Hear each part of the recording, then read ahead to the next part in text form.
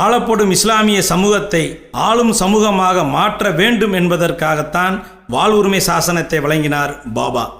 அறந்தாங்கிங்கிறது 82,000 முஸ்லிம் வாக்காளர்கள் கொண்ட தொகுதி. அரவாக்குறிச்சி முஸ்லிம் பெல்ட். ராமநாதபுரம் என்ன தொகுதிப்பா? முஸ்லிம்கள் தொகுதி. தேவிப்பட்டினம், சித்தார்கோட்டை, அத்தியூத்து, அண்டக்குளம், பணக்குளம், வானூர், சின்ன கடத்தரு, இந்த 7 ஊரும் சேர்ந்து கிட்டத்தட்ட 79,000 பேர் வாக்காளர்கள். என்னமோ 80,000 வாக்காளர்கள் உள்ள தொகுதியா பாருங்க. உங்க திருச்சி மத்திய தொகுதி, திருச்சி 1 எவ்வளவு முஸ்லீம் இருப்பீங்க? நீங்க எல்லாம் சேர்ந்து ஒரு ஆளை நிறுத்தியிருந்தா வேற முஸ்லீம்கள் ஒட்டுமொத்தமா ஒரே ஆளுக்கு போட்டிருந்தீங்கன்னா வேற யாராவது ஜெயிக்க முடியுமா? 68,000 முஸ்லீம் வாக்காளர்.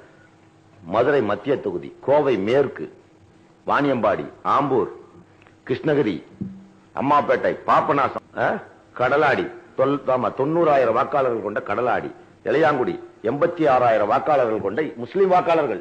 இப்படி கிட்டத்தட்ட 80,000 வாக்காளர்கள் கொண்ட 60 தொகுதிகள் உண்டு. சேப்பாக்கம், திருவல்லிக்கேணி, ஆயிரம் விளக்கு, துறைமுகம், பாபநாசம், பூம்புகார், சீர்காழி, காட்டுமன்னார் கோயில், 60 தொகுதிகளை இஸ்லாமிய மக்களே யாருடைய உதவியும் இல்லாமல், எந்த அரசியல் கட்சியின் தயவில்லாமல் இந்த பள்ளிவாசல்கள் நமக்காக ஒரே முழக்கம், ஒரே ஒரு ஜும்மாவிலே இந்த முஸ்லீமை நிறுத்தியிருக்கோன்னு எல்லா முஸ்லீமும் போய் ஒரு ஐக்கிய ஜமாத்துல சேர், ஐக்கிய ஜமாத்துல ஒரு துண்டு சீட்டை கொடு, எவன் பேர் வருதோ அவன் தான் எம்எல்ஏ. 60 எம்எல்ஏ தேர்ந்தெடு. இந்த 60 தொகுதிகளில் முஸ்லீம்கள் முஸ்லீமை நிறுத்தும் ஐக்கிய ஜமாத் நிறுத்தும் வேட்பாளருக்கே வாக்களியுங்கள். 60 எம்எல்ஏவை நீங்கள் வெற்றி பெறுகிறீர்கள். எந்த இனமாவது தமிழகத்தில் 60 எம்எல்ஏ கொடுக்கக்கூடிய இனம் உண்டா?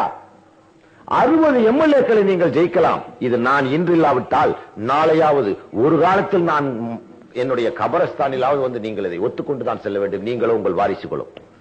60 தொகுதிகளை நிர்மாணிக்கக்கூடிய சக்திகள் யார் தயவும் இல்லாமல் இஸ்லாமிய மக்கள் நீங்கள் 60 எம்எல்ஏ தேர்ந்தெடுப்பது மட்டுமல்லாமல் சுமார் 150 தொகுதிகளில் நீங்கள் 20,000 வாக்காளர்களாக இருக்கிறீர்கள்.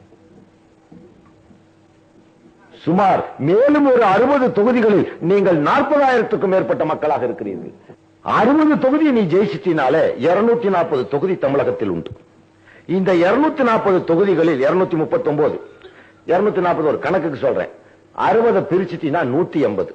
திமுக, அதிமுக, மதிமுக 3 பங்கு, தமாமக எல்லாத்தையும் சேர்த்து 2வது பங்கு என்னாச்சு? 180 2 பங்குனாத்தா 90 சீட்டு தான் ஒரு ஆளுங்கட்சி ஜெயிக்க முடியும்.